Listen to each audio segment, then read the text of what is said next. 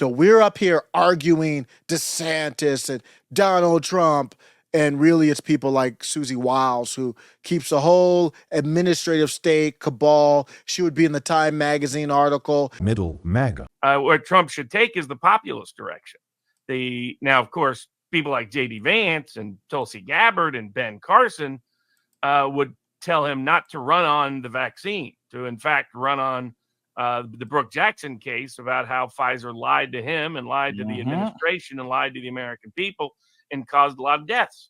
Right now, unfortunately, Trump is going in the other direction. And it's not like I put out a tweet yesterday. Like someone's got to grab him by the shoulders and shake him, or metaphorically speaking, slap some sense into him. It's so stupid. He thinks he's going to get in the good graces of the Howard Sterns, who, if they think the jab was good, is still going to give credit to Joe Biden, even though he had nothing to do with that awful Operation Warp Speed. It's so stupid and it's so terrible. I don't know. It's like someone sabotaging him. Yeah, well, his campaign manager really believes in it. I mean, his campaign manager was trying to shame and guilt people for not taking the vaccine and was blaming any COVID increase on people not being vaccinated. That's who she is. I mean, it's horrendous. I mean, she's. So now we have to talk about Trump's campaign manager, and there was a big piece in Politico. That's what Robert Barnes is going to talk about here. Bragging in Politico about how she's running his campaign. Yeah, let's go to the Political article. This is a big deal. Donald Trump is making a big mistake here, and I don't know if it's his choice or what. You know, people can blackmail. They can do a lot of things, have something over you. But he's got people in his campaign that are anti-populists. It would be like having what we have here with Susie Wiles running his campaign would be like basically Bill Barr running his campaign, not much different. This is the Political article that Robert Barnes referenced. The most feared and least known political operative in America. This is the article where everybody knows she's marking her territory. Not only that, she's like, I got both sides on lock. She used to work with DeSantis. Now she's working with Trump. And look at that, Politico saying, you guys can go run to Trump. This is what they're saying indirectly. You guys can go run to Trump and hug him as a populist leader. But behind the scenes, we've got big pharma. We've got basically administrative state type cabal people running the show between both of them. So we're up here arguing DeSantis and Donald Trump, and really it's people like Susie Wiles who keeps a whole administrative state cabal. She would be in the Time magazine article. What is he surrounding himself with? And she's got ties with big pharma, deep state. Let's hear Barnes continue on. That, you know, anybody in Trump's world could say, you know, hey, Trump, turns out you didn't beat DeSantis. She did. Politico told me. Just let, you know, let him know now and then. Yeah, hearing those. But he's chosen the swamp. I don't know where the Dilly Meme team stands on this, but I know I'm pretty sure behind the scenes they're not happy with this. To run his campaign. She was the one that said he should stand by Mike Johnson when he's betraying the Republic. Here we go. Remember, we talked to Trump. We talked about Trump, and he said, well, before he was like, we got to end the war. And then now he's like, well, we got to do a loan for the sunflower country. A loan? They weren't even working on a bill that's a loan. What are you talking about? Donald Trump's probably talking about the future bill. He's talking about when I'm president. Republican base. She's the one who convinced him that he should, instead of continuing to oppose Ukrainian aid, recharacterize it as a loan and support it. I mean, these are horrendous decisions. And it reminds me so much of this exact time frame in 2020, March, April, May 2020. And, you know, we and a few of us were the only ones out there saying, don't get involved in the lockdown. Don't listen to Fauci. Don't listen to Birx. Don't shut down the economy.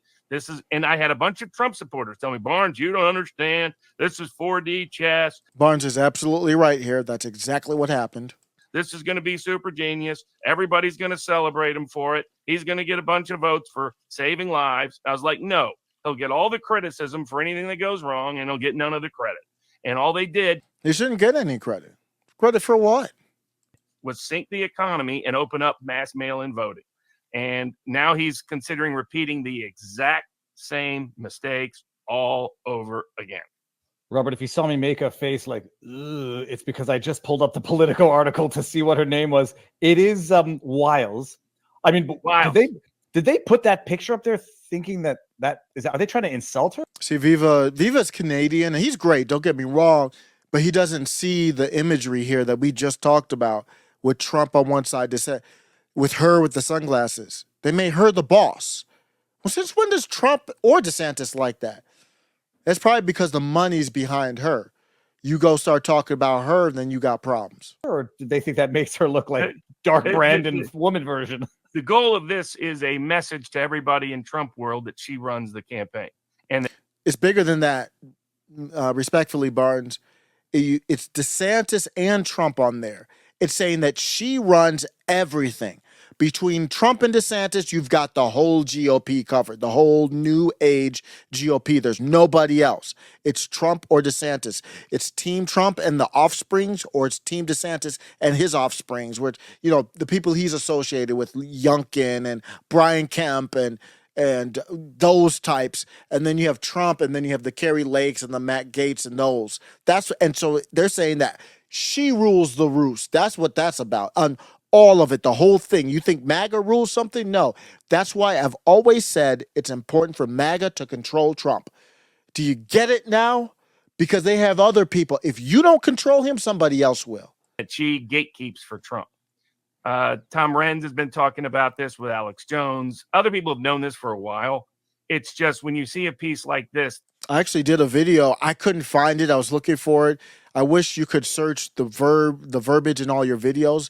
I did a video. It wasn't a big segment, but I talked about her previously. This is a way of broadcasting to the world. I run the show now. And because Trump generally doesn't like it when people make these kind of claims. So for her to make this kind of claim means that's the degree of control she has. That the degree of, to such, and this has been ongoing. If you are at Viva Barnes Law.locals.com, I've been talking about it now for over a month, really for months, that there's been behind the scenes a struggle concerning which direction Trump would take. And Wiles has been pushing him to go the establishment route, try to make amends with different aspects of the deep state apparatus, with corporate America, with big donors, and highlighting that he should run on how great it was that he did the vaccine.